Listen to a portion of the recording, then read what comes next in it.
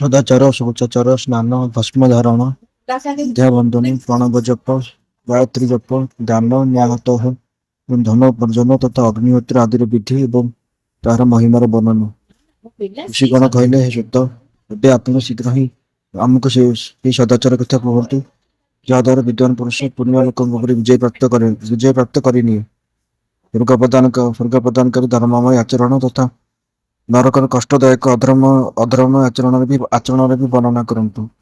ଭୂତ କହିଲେ, ହେ ଋଷିଗଣ, ସଦାଚାରର ପାଳନ କରି ବିଦ୍ୱାନ ବ୍ରାହ୍ମଣ ହିଁ ବାସ୍ତବରେ ବ୍ରାହ୍ମଣ ନାମ ଧାରଣ କରିବାର ଅଧିକାରୀ ଅଟେ। ଯିଏ କେବଳ ବେଦୋକ୍ତ ଆଚରଣର ପାଳନ କରେ, ସେହି ବ୍ରାହ୍ମଣର ବିପ୍ର ସଂଖ୍ୟା ହୋଇଥାଏ। ସଦାଚାର, ବେଦାଚାର ତଥା ବିଦ୍ୟା ଏମାନଙ୍କ ମଧ୍ୟରୁ ଗୋଟିଏ ଗୋଟିଏ ଗୁଣରେ ଯୁକ୍ତ ହେବା ଦ୍ୱାରା ତାକୁ ଦ୍ୱିଜ କୁହନ୍ତି,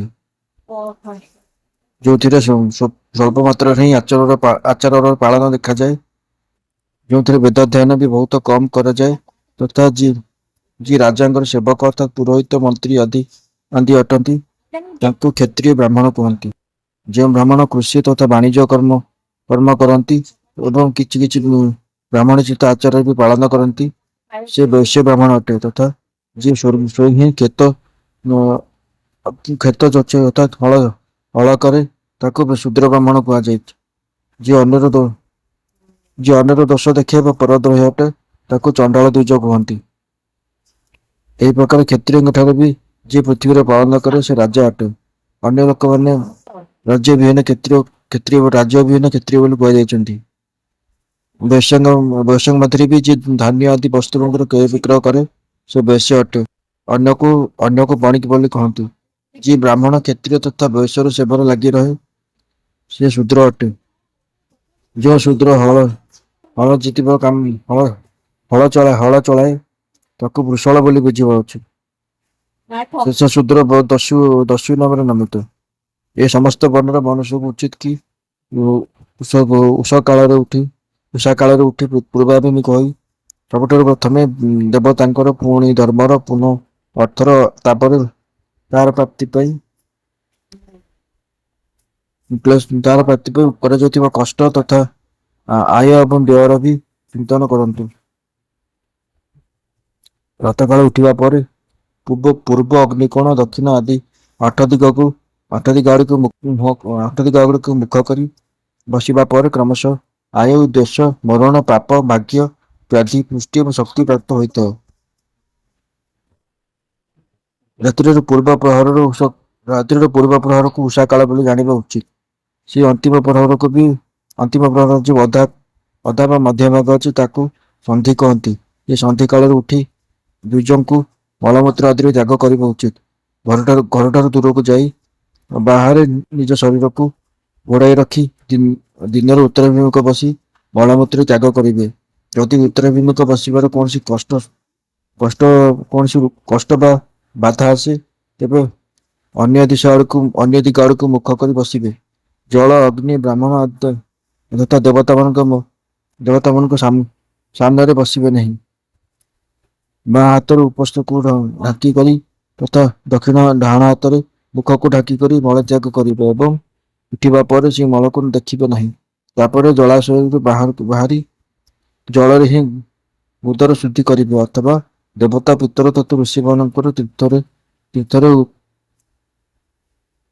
ଓହ୍ଲାଇବା ବିନା ହିଁ ପ୍ରାପ୍ତ ହୋଇଥିବା ଜଳରେ ଶୁଦ୍ଧି କରିବା ଉଚିତ। ମୁଦରେ 7, 5 ବା 3 ବାର ମାଟିରେ ତାକୁ ଧୋଇ ଶୁଦ୍ଧ କରିବେ। ଲିଙ୍ଗରେ କାକଡ଼ ଫଳ ସମାନ ମାଟି ଆଣି ଲଗାଇବା ମୁଁ ତାକୁ ଧୋଇଦେବେ। କିନ୍ତୁ ଗୁଦରେ ଲଗାଇବା ପାଇଁ ଏକ ପସର ମାଟିର ଆବଶ୍ୟକତା ହୋଇଥାଏ। ଲିଙ୍ଗ ଏବଂ ଗୁଦାର ଶୁଦ୍ଧି ପରେ ଉଠିକରି ଅନ୍ୟତ୍ର ଯିବେ ଏବଂ ହାତ ପାଦ ଶୁଦ୍ଧି କରି 8 ବାର କୁଳି କରିବେ। କୌଣସି ବୃକ୍ଷ ପତ୍ରରେ ଅଥବା ତାର ପତଳା କାଷ୍ଠରେ ଯେକୌଣସି ବୃକ୍ଷର ପତ୍ରରେ ଅଥବା ତାର ପତଳା କାଷ୍ଠରେ ଜଳ ବାହାରେ ଦାନ୍ତ ଘଷିବେ। ସେ ସମୟରେ ତର୍ଜନୀ ଆଙ୍ଗୁଳିର ଉପଯୋଗ କରିବେ ନାହିଁ। ଏହା ହିଁ ଦନ୍ତ ଶୁଦ୍ଧିର ବିଧାନ। ତାପରେ ଜଳ ସମ୍ବନ୍ଧୀ ଦେବତାମାନଙ୍କୁ ନମସ୍କାର କରି ମନ୍ତ୍ରପାଠ କରି ସ୍ନାନ କରିବେ। ଯଦି ଅଣ୍ଟ ପର୍ଯ୍ୟନ୍ତ ପାଣିରେ ଛିଡ଼ା ହେବାର ଶକ୍ତି ନଥିବ, ତେବେ ଆଣ୍ଠୁ ପର୍ଯ୍ୟନ୍ତ ଜଳରେ ଛିଡ଼ା ହୋଇ ନିଜ ଉପରେ ଜଳ ସିଞ୍ଚନ କରି ମନ୍ତ୍ରୋଚ୍ଚାରଣ ପୂର୍ବକ ସ୍ନାନ କାର୍ଯ୍ୟ ସମ୍ପନ୍ନ କରିବେ। ବିଦ୍ୱାନ ପୁରୁଷଙ୍କୁ ଉଚିତ କି ସେଠାରେ ତୀର୍ଥ ଜଳରେ ଦେବତା ଆଦିଙ୍କର ସ୍ନାନାଙ୍ଗ ତର୍ପଣ ବି କରିବେ। ଏହାପରେ ଧୌତ ବସ୍ତ୍ର ନେଇ ପାଞ୍ଚ କଛ କରି ତାକୁ ଧାରଣ କରିବେ। ସହିତ କୌଣସି ଉତ୍ତରୀୟ ବି ଧାରଣ କରିନେବେ, କାରଣ ସନ୍ଧ୍ୟା ବନ୍ଦନ ଆଦି ସମସ୍ତ କର୍ମରେ ତାହାର ଆବଶ୍ୟକତା ହୋଇଥାଏ। ନଦୀ ଆଦି ତୀର୍ଥରେ ସ୍ନାନ କରିବା ପରେ ସ୍ନାନ ସମ୍ବନ୍ଧୀ ବାହାରକୁ ଥିବା ବସ୍ତ୍ରକୁ ସେଠାରେ ଧୋଇବେ ନାହିଁ। ସ୍ନାନ ପରେ ବିଦ୍ୱାନ ପୁରୁଷ ସେହି ବସ୍ତ୍ରକୁ ପୋଖରୀରେ, କୂଅରେ ଅଥବା ଯୋଉ ଘର ଆଦି ନେଇଯାଇ ସେଠାରେ ଯୋଉଠି ପଥରରେ କାଠ ଉପରେ ଜଳରେ ବା ସ୍ଥଳରେ ଭଲ ଭାବରେ ଧୋଇ ଏ ବସ୍ତ୍ରକୁ ଚିପୁଡ଼ି ଦେବେ। ଏ ଦ୍ୱିଜ ବସ୍ତ୍ରକୁ ଚିପୁଡ଼ିବା ଦ୍ୱାରା ଯୋଉ ଜଳ ବାହାରିଥାଏ ତାହା ପିତରଙ୍କ ତୃପ୍ତିର କାରଣ ଅଟେ। ଏହାପରେ ଜାବାଳି ଉପନିଷଦରେ କୁହାଯାଇଥିବା ଅଗ୍ନିରୀତି ମନ୍ତ୍ରରେ ଭସ୍ମ ନେଇ ତା ଦ୍ୱାରା ତ୍ରିପୁଣ୍ଡ ଲଗାଇବେ। ଏହି ବିଧିର ପାଳନ ନ କଲେ ତା ପୂର୍ବରୁ ହିଁ ଏହି ବିଧିର ପାଳନ ନ କରି ତା ପୂର୍ବରୁ ଯଦି ଜଳରେ ଭସ୍ମ ପଡ଼ିଯିବ ତେବେ କର୍ତ୍ତା ନରକକୁ ଯାଇଥାଏ। ଆପୋହିଷ୍ଟା ଏହି ମନ୍ତ୍ରରେ ପାପ ଶାନ୍ତି ପାଇଁ ମସ୍ତକ ଉପରେ ଜଳ ସିଞ୍ଚନ କରି ତଥା ଯଶ କ୍ଷୟ ଏହି ମନ୍ତ୍ରକୁ ପଢ଼ି ପାଦ ଉପରେ ଜଳ ସିଞ୍ଚନ କରିବେ। ଏହାକୁ ସନ୍ଧି ପ୍ରୋକ୍ଷଣ କୁହନ୍ତି। ଆପୋହିଷ୍ଟା ଇତ୍ୟାଦି ମନ୍ତ୍ରରେ 3ଟି ଋଚା ଅଛି ଏବଂ ପ୍ରତ୍ୟେକ ଋଚାରେ ଗାୟତ୍ରୀ ଛନ୍ଦର 3 ଚରଣ ଅଛି। ଏମାନଙ୍କ ମଧ୍ୟରୁ ପ୍ରଥମ ଋଚାରେ 3 ଚରଣ ପାଠ କରି କ୍ରମଶଃ ପାଦ, ମସ୍ତକ ଏବଂ ହୃଦୟରେ ଜଳ ସିଞ୍ଚନ କରି ଦ୍ୱିତୀୟ ଋଚା ଦ୍ୱାରା 3 ଚରଣକୁ ପଢ଼ି କ୍ରମଶଃ ମସ୍ତକ, ହୃଦୟ ଏବଂ ପାଦରେ ଜଳ ସିଞ୍ଚନ ତଥା ତୃତୀୟ ଋଚାରେ 3 ଚରଣର ପାଠ କରି କ୍ରମଶଃ ହୃଦୟ, ପାଦ ଏବଂ ମସ୍ତକକୁ ଜଳରେ ପ୍ରୋକ୍ଷଣ କରିବେ। ଏହାକୁ ବିଦ୍ୱାନମାନେ ମନ୍ତ୍ର ସ୍ନାନ ବୋଲି କହିଛନ୍ତି।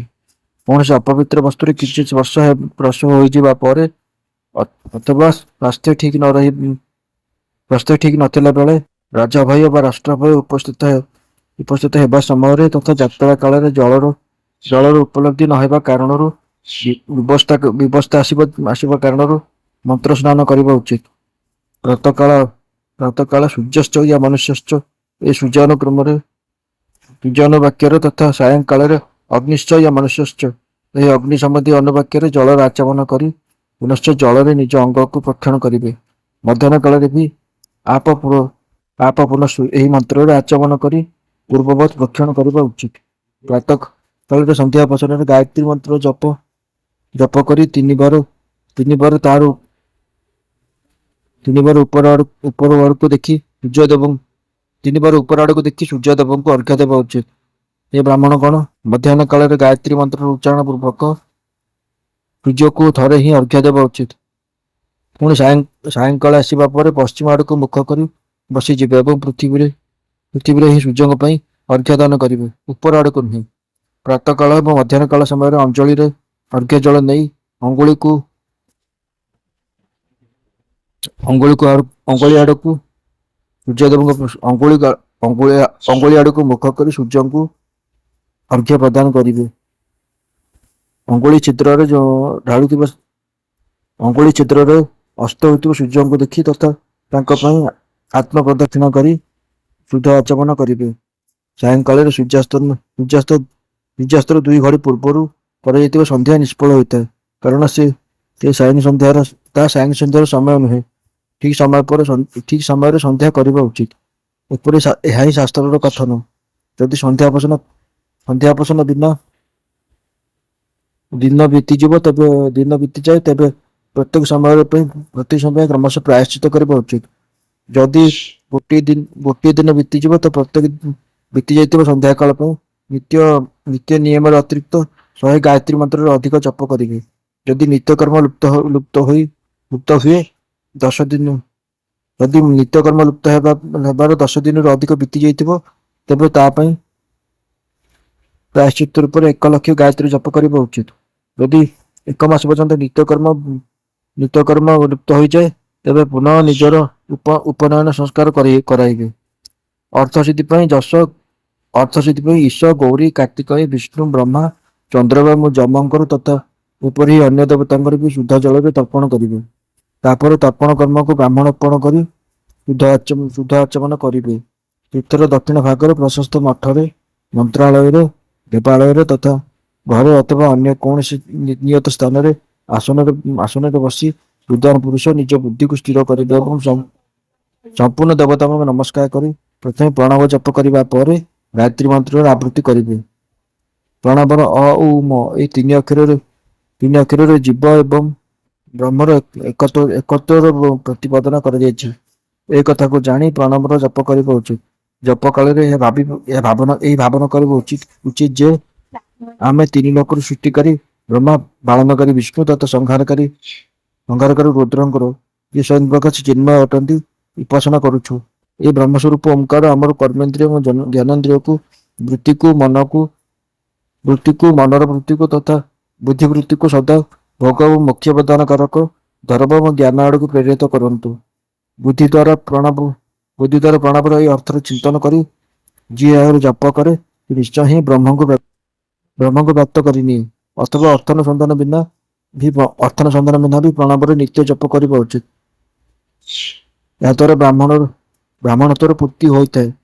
ବ୍ରାହ୍ମଣଙ୍କ ପୂର୍ତ୍ତି ପାଇଁ ଶ୍ରେଷ୍ଠ ବ୍ରାହ୍ମଣଙ୍କୁ ପ୍ରତିଦିନ ପ୍ରାତଃକାଳ 1000 ଗାୟତ୍ରୀ ମନ୍ତ୍ର ଜପ କରିବା ଉଚିତ। ମଧ୍ୟାହ୍ନ କାଳରେ 112 ଏବଂ ସାୟଂକାଳରେ 28 ଥର ଗାୟତ୍ରୀ ଜପର ବିଧାନ ରହିଛି। ଅନ୍ୟମାନ ଲୋକଙ୍କ ପାଇଁ ଅର୍ଥାତ୍ କ୍ଷତ୍ରିୟ ଏବଂ ବୈଶ୍ୟଙ୍କର ତିନି ସନ୍ଧ୍ୟା ସମୟରେ ଯଥାସାଧ୍ୟ ଗାୟତ୍ରୀ ଜପ କରିବା ଉଚିତ। ଶରୀର ଭିତରେ ମୂଳାଧାର, ସ୍ୱାଧିଷ୍ଠାନ, ମଣିପୁର, ଅନାହତ, ଆଜ୍ଞା ଏବଂ ସହସ୍ରାର ଏହି 6ଟି ଚକ୍ର ଅଛି। ଏଥିରେ ମୂଳାଧାରଠୁ ନେଇ ସହସ୍ରାର ପର୍ଯ୍ୟନ୍ତ 6ଟି ସ୍ଥାନରେ କ୍ରମଶଃ ବିଦ୍ୟେଶ୍ୱର, ବ୍ରହ୍ମା, ବିଷ୍ଣୁ, ଈଶ୍ୱର, ଜୀବାତ୍ମା ଓ ପରମେଶ୍ୱର ସ୍ଥିତ ଅଛନ୍ତି। ଏ ସମସ୍ତଙ୍କଠାରେ ବ୍ରହ୍ମବୁଦ୍ଧି କରି ଏହାର ଏକତାର ନିଶ୍ଚୟ କରିବା ଏବଂ ସେହି ବ୍ରହ୍ମ ମୁଁ ହିଁ ଅଟେ ଏପରି ଭାବନାରେ ଯୁକ୍ତ ହୋଇ ଜପ କରିବେ।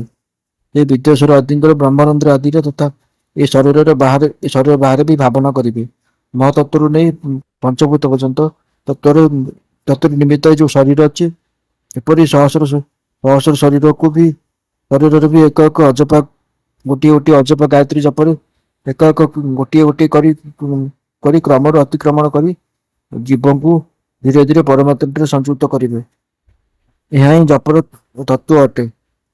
100 ଅଥବା 28 ମନ୍ତ୍ର ଜପରେ ସେତିକି ହିଁ ଶରୀରର ଅତିକ୍ରମଣ ହୋଇଥାଏ। ଏହି ପ୍ରକାର ଯେଉଁ ମନ୍ତ୍ରର ଜପ ଅଛି ତାହାକୁ ଆଦିକ୍ରମରେ ବାସ୍ତବିକ ଜପ ବୋଲି ଜାଣିବା ଉଚିତ।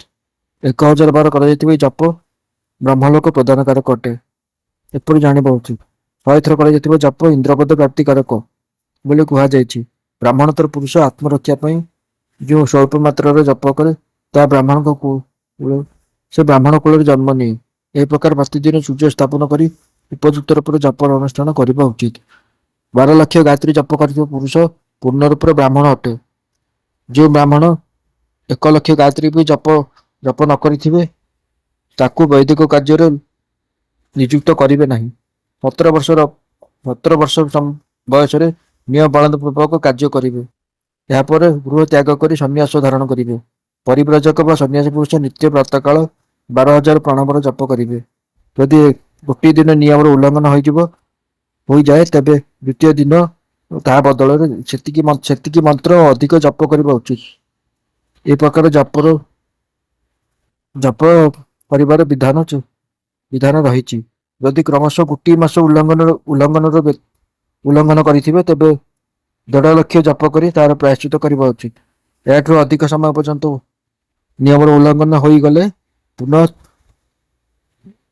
ନୂତନ ଭାବରେ ଗୁରୁଙ୍କ ଠାରୁ ନିୟମ ଗ୍ରହଣ କରିବେ। ଏପରି କରିବା ଦ୍ୱାରା ଦୋଷର ଶାନ୍ତି ହୋଇଥାଏ, ଅନ୍ୟଥା ରୌରବ ନର୍କରେ ଯିବାକୁ ପଡ଼େ। ଯେଉଁ ସକାମ ଭାବନାରେ ଯୁକ୍ତ ଗୃହସ୍ଥ ବ୍ରାହ୍ମଣ ଅଛନ୍ତି ତାକୁ ଧର୍ମ ତଥା ଅର୍ଥ ପାଇଁ ଚେଷ୍ଟା କରିବା ଉଚିତ। ମୁମୁକ୍ଷୁ ବ୍ରାହ୍ମଣଙ୍କୁ ତ ସଦା ଜ୍ଞାନର ହିଁ ଅଭ୍ୟାସ କରିବା ଉଚିତ। ଧର୍ମରେ ଅର୍ଥର ପ୍ରାପ୍ତି ହୋଇଥାଏ, ଅର୍ଥରେ ଭୋଗ ସୁଲଭ ହୋଇଥାଏ ଏବଂ ଏହି ଭୋଗରେ ବୈରାଗ୍ୟର ପ୍ରାପ୍ତି ହୋଇଥାଏ।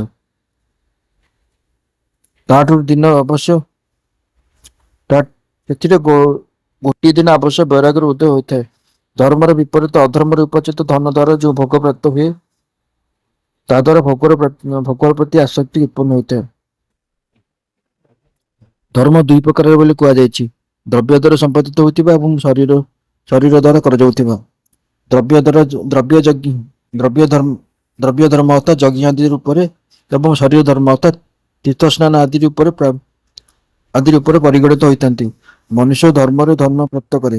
ତପସ୍ୟାରେ ସେ ଦିବ୍ୟ ରୂପକୁ ପ୍ରାପ୍ତ କରେ। କାମନା ତ୍ୟାଗୀ ପୁରୁଷ ଅନ୍ତଃକରଣର ଶୁଦ୍ଧି ହୋଇଥାନ୍ତି।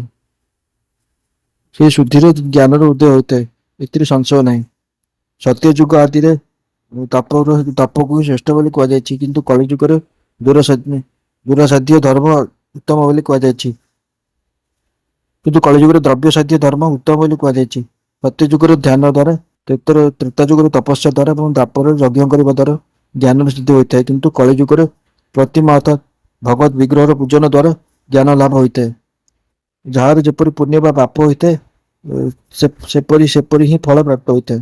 ଦ୍ରବ୍ୟ ଦେହ ଅଥବା ଅଙ୍ଗରେ ନ୍ୟୁନତା ବୃଦ୍ଧି ଅଥବା କ୍ଷୟ ଆଦି ରୂପରେ ସେହି ଫଳ ପ୍ରକଟ ହୋଇଥାଏ। ଅଧର୍ମରେ ହିଂସା ଦୁଃଖର ପଟ ଏବଂ ଧନ ସୁଖର ପଟ।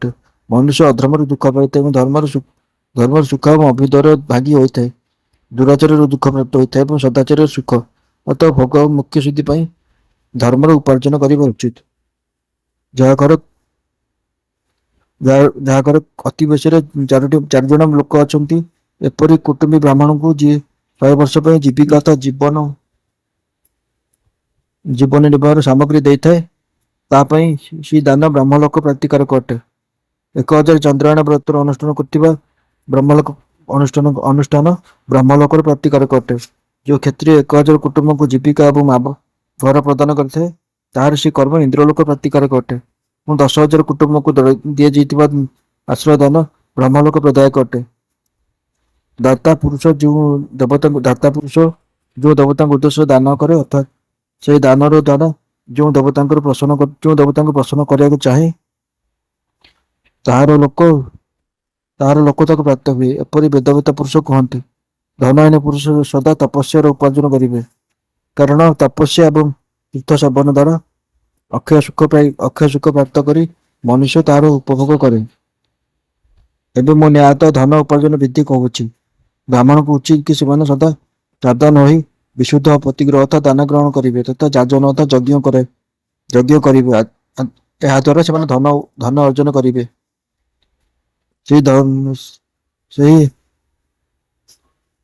ସେହି କର୍ମ ପାଇଁ କେବେ ଦୀନତା ଦେଖାଇବେ ନାହିଁ ଏବଂ ଅତ୍ୟନ୍ତ କଷ୍ଟଦାୟକ କର୍ମ କରିବେ।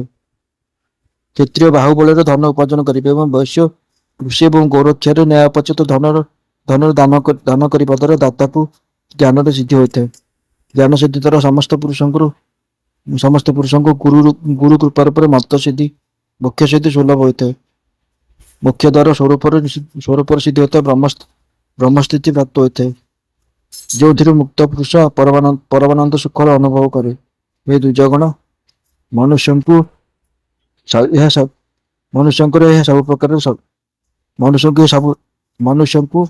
ଏସବୁ ଶାସ୍ତ୍ରଙ୍କରୁ ପ୍ରାପ୍ତ ହୋଇଥାନ୍ତି। ଗୃହସ୍ଥାଶ୍ରମର ଧନ ଧାନ୍ୟ ଆଦି ସମସ୍ତ ବସ୍ତୁମାନଙ୍କର ଗୃହସ୍ଥ ଲୋକ ଧନ ଧାନ୍ୟ ଆଦି ସମସ୍ତ ବସ୍ତୁମାନଙ୍କର ଦାନ କରିବା ଉଚିତ। ନିଜର ହିତ ଚାହୁଁଥିବା ଗୃହସ୍ଥ ଯେଉଁ କାଳରେ ଯେଉଁ ଫଳ ଅଥବା ଧାନ୍ୟ ଆଦି ବସ୍ତୁ ଉତ୍ପନ୍ନ ହୋଇଥାଏ, ତ ସେ ତାକୁ ବ୍ରାହ୍ମଣଙ୍କୁ ଦାନ କରିବା ଉଚିତ।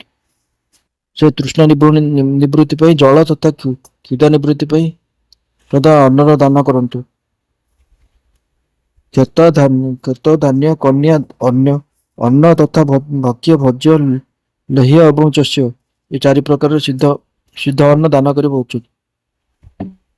ଯାହାର ଅନ୍ନକୁ ଖାଇ ମନୁଷ୍ୟ ଯେପର୍ଯ୍ୟନ୍ତ କଥା ଶ୍ରବଣ ଆଦି ସଦ୍କର୍ମର ପାଳନ କରେ, ସେତିକି ସମୟ ପର୍ଯ୍ୟନ୍ତ ତାହାର କରାଯାଇଥିବା ପୁଣ୍ୟ ଫଳର ଅଧା ଭାଗ ଦାତାକୁ ମିଳିଯାଏ। ଏଥିରେ ସଂଶୟ ନାହିଁ।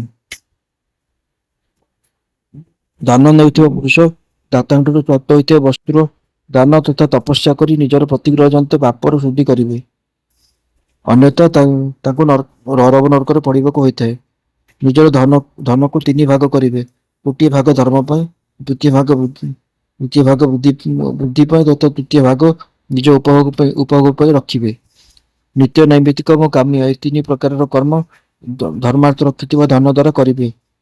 ସାଧକଙ୍କୁ ଉଚିତ କି ସେମାନେ ବୃଦ୍ଧି ପାଇଁ ରଖିଥିବା ଧନରେ ଏପରି ବ୍ୟାପାର କରିବେ ଯେଉଁଥିରେ ସେ ଧନର ବୃଦ୍ଧି ହେବ ତଥା ଉପଭୋଗ ପାଇଁ ରଖିତ ଧନରେ ହିତକାରକ ପରିମିତ ଓ ପବିତ୍ର ଭୋଗ କରିବେ।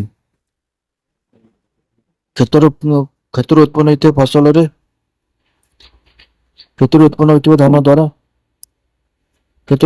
ଧନର ଦଶାଂଶ ଅଂଶ ଦାନ କରିବେ। ଏଥିରେ ପାପର ଶୁଦ୍ଧି ହୋଇଥାଏ। ଶେଷ ଧନରେ ଧର୍ମ ବୃଦ୍ଧି ଏବଂ ଶେଷ ଧନରେ ଧର୍ମ ବୃଦ୍ଧି ଏବଂ ଉପଭୋଗ କରିବେ। ଅନ୍ୟଥା ସେମାନେ ନରକରେ ପଡ଼ିଥାନ୍ତି ଅଥବା ତାହାର ବୃଦ୍ଧି ପାପରେ ପରିପୂର୍ଣ୍ଣ ହୋଇଯାଏ ବା ଫସଲ ହିଁ ନଷ୍ଟ ହୋଇଯାଏ। ବୃଦ୍ଧି ପାଇଁ କରାଯାଇଥିବା ବ୍ୟାପାରରେ ପ୍ରାପ୍ତ ହୋଇଥିବା ଧନର ଷଷ୍ଠ ଭାଗ ଦାନ କରିଦେବେ। ଶ୍ରେଷ୍ଠ ବ୍ରାହ୍ମଣଙ୍କ ଦାନରେ ପ୍ରାପ୍ତ ହୋଇଥିବା ଶୁଦ୍ଧ ପଦାର୍ଥର ଚତୁର୍ଥାଂଶ ଦାନ କରିଦେବା ଉଚିତ। ତାଙ୍କୁ ଅକସ୍ମାତ ପ୍ରାପ୍ତ ହୋଇଥିବା ଧନର ତ ଅଧା ଭାଗ ଦାନ ହିଁ କରିଦେବା ଉଚିତ। ଅସତ୍ ପରିଗ୍ରହ ତଥା ଦୂଷିତ ଦାନରେ ପ୍ରାପ୍ତ ସମ୍ପୂର୍ଣ୍ଣ ପଦାର୍ଥକୁ ସମୁଦ୍ରରେ ଫିଙ୍ଗିଦେବା ଉଚିତ। ନିଜର ଭୋଗ ସମୃଦ୍ଧି ପାଇଁ ବ୍ରାହ୍ମଣଙ୍କୁ ଡାକି ଦାନ ଦେବା ଉଚିତ। କାହା ଦ୍ୱାରା ଯାଚନା କରିବା ପରେ ନିଜର ଶକ୍ତି ଅନୁସାରେ ସର୍ବଦା ହିଁ ସବୁ କିଛି ଦେବା ଉଚିତ। ଯଦି ମାଗିବା ପରେ ଶକ୍ତି ଥାଇ ମଧ୍ୟ ସେ ପଦାର୍ଥ ନ ଦିଆଯିବ ତେବେ ତ ଦ୍ୱିତୀୟ ଜନ୍ମରେ ସେ ଋଣ ଚୁକ୍ତି କରିବାକୁ ପଡ଼ିଥାଏ। ବିଦ୍ୱାନଙ୍କୁ ଉଚିତ କି ସେମାନେ ଅନ୍ୟର ଦୋଷର ବର୍ଣ୍ଣନା କରିବେ ନାହିଁ। ହେ ବ୍ରହ୍ମନ୍ ଦେଶବଶତଃ ଅନ୍ୟର କଥା ଶୁଣିବେ ନାହିଁ କି ଦେଖି ମଧ୍ୟ ଛିଦ୍ର ପ୍ରକଟ କରିବେ ନାହିଁ। ବିଦ୍ୱାନ ପୁରୁଷ ଏପରି କଥା କହିବେ ନାହିଁ ଯାହା ଦ୍ୱାରା ସମସ୍ତ ପ୍ରାଣୀମାନଙ୍କ ହୃଦୟରେ ରୋଷ ଉତ୍ପନ୍ନ ହେବ। ଐଶ୍ୱର୍ଯ୍ୟ ସିଦ୍ଧି ପାଇଁ ଦୁଇ ସନ୍ଧ୍ୟା ସମୟରେ ଅଗ୍ନିହୋତ୍ର କରିବେ। ଯଦି ଅସମର୍ଥ ଥିବେ ତାହେଲେ ଗୋଟିଏ ସମୟରେ ସୂର୍ଯ୍ୟ ଏବଂ ଅଗ୍ନିଙ୍କୁ ବିଧିପୂର୍ବକ ଦିଆଯାଇଥିବା ଆହୁତିରେ ସନ୍ତୁଷ୍ଟ କରିବେ। ଚାଉଳ, ଧାନ୍ୟ, ଘିଅ, ଫଳ, ଗନ୍ଧ ତଥା ହବିଷ୍ୟ ଏହାଦ୍ୱାରା ବିଧିପୂର୍ବକ ସ୍ଥାଳିପାକ ଅନ୍ନ ନିର୍ମାଣ କରିବେ ତଥା ଯଥୋଚିତ ରୀତିରେ ସୂର୍ଯ୍ୟ ଏବଂ ଅଗ୍ନିଙ୍କୁ ଅର୍ପିତ କରିବେ। ଯଦି ହବିଷ୍ୟର ଅଭାବ ଥିବ ତେବେ ପ୍ରଧାନ ହୋମ ମାତ୍ର କରିବେ। ଯଦି ସୁରକ୍ଷିତ ରହୁଥିବା ଅଗ୍ନିକୁ ବିଦ୍ୱାନ ପୁରୁଷ ଅଜସ୍ରର ସଂଜ୍ଞା ଦେଇଥାନ୍ତି। ଯଦି ଅସମର୍ଥ ଥିବେ ତେବେ ସନ୍ଧ୍ୟା କାଳରେ ଜପ ମାତ୍ର ବା ସୂର୍ଯ୍ୟଙ୍କର ବନ୍ଦନା ମାତ୍ର କରିବେ। ଆତ୍ମଜ୍ଞାନୀ ଇଚ୍ଛା ରଖିଥିବା ପୁରୁଷ ତଥା ଧନହାତୀ ପୁରୁଷଙ୍କୁ ବି